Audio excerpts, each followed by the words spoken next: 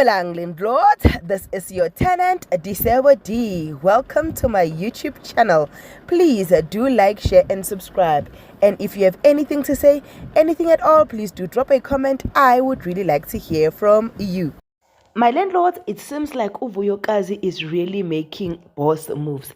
Like Ugirl is girling and girling in the right direction. Ugirl's body is banging and Ugirl keeps on going for cosmetic surgeries to improve there and there. Like I saw her body and I was like, yo, Nkosiam, can't we trade bodies for me to go to my friend's wedding and come back? And then I promise I will give her body back. Like Uvuyo is literally at this point the girl that she thinks she is, and we are happy for her. We are here for every moment of it. But my question is Ugirl's hair business making enough money for her to travel on these trips? Because Ugirl is sitting on first class on your jets and stuff.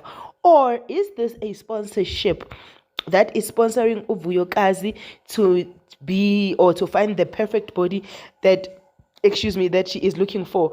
Because Ugirl is banging, Ugirl is making the things that make the post to be done.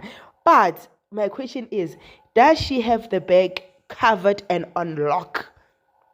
Or also, does she have sponsors? Because I saw her celebrating her mother's car, and my question was, is she the one that bought her mom the car, or umama uzithengele vele ngoba umama uyasebenza unechankura?